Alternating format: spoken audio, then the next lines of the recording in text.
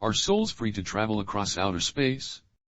Unencumbered by a physical body and its many vital needs for survival such as oxygen, can souls, or ghosts travel, apart from the 7 astral worlds, to other planets?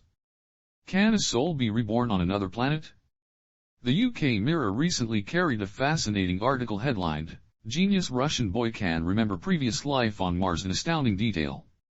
Steve Ruffson wrote that, the curious case of Boris Kiprianovich, now aged 20, continues to startle experts. From an early age, he began telling experts about his previous life on Mars. Boris believes he lived among an alien civilization that was ravaged by war and then a nuclear catastrophe. The Martians were 7 feet tall and breathed carbon dioxide, he said. He claims he was a Martian pilot and traveled to Earth where he was reborn in 1996. The human race has much more knowledge to unlock, and the Great Sphinx in Egypt holds the key, he says. The human life will change when the Sphinx is opened. It has an opening mechanism somewhere behind the ear. I do not remember exactly, claims Boriska. Boriska is said to have displayed much higher than average intelligence from young age and was reading, writing and speaking by just 18 months. Over the years, 3 different categories of explanations have covered strange happenings: supernatural or paranormal, the time warp theory, and extraterrestrial. Does the case of Boris Kiprianovich fall in the extraterrestrial category, or does it fall somewhere in between the paranormal, since it was a non-earthling born on Earth, and the extraterrestrial categories? Incidentally, when I was traveling through remote villages in the Gariwal Himalayas, a village woman had narrated in minute detail a very interesting encounter with an alien who had a green skin. Curiously, a few months after this encounter she gave birth to a queer-looking baby with green skin.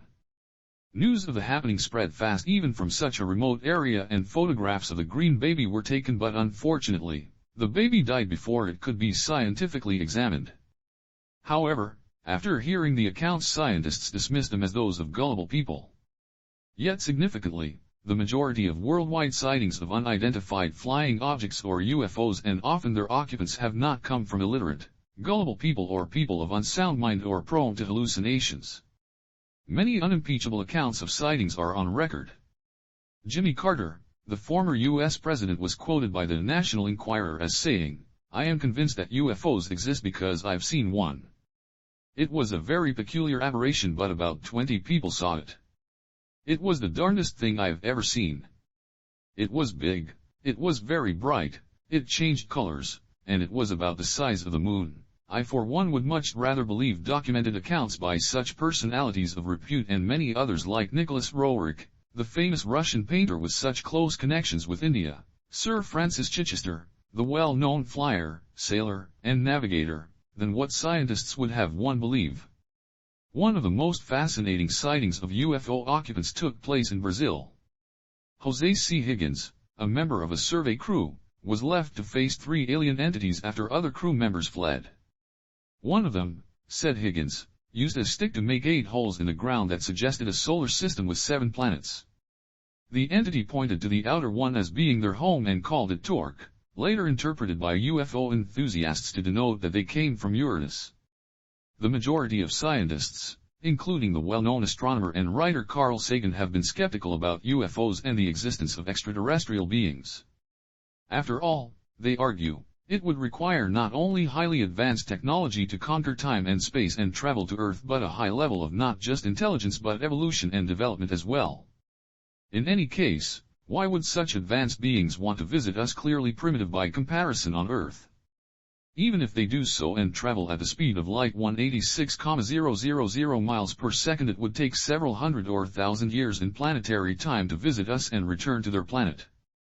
Now, as to why they would want to visit us, who are we to decide on their reasons?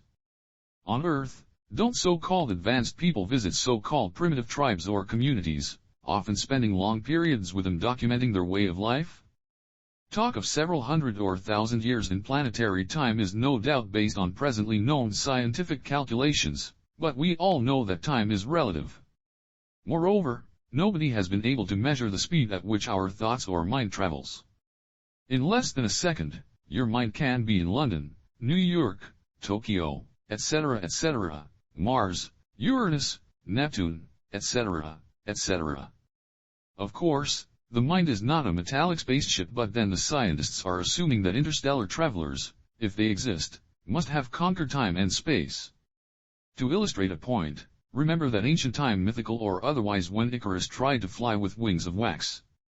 The human race at that point would have been astounded to hear about the supersonic Concorde. Yet the supersonic possibility existed even then, has existed all along, but the means to recognize it and harness it was not known. Similarly, spirit guides and reliable personal accounts too long to enumerate here have confirmed that it is possible, though not commonplace, for certain souls to travel to other planets. It is known that souls and ghosts can cross time and space in a jiffy, but for most people a lot still remains in the realm of the unknown. In fact, who really knows how many unrecognized and unharnessed possibilities exist upon Earth, in the universe and beyond?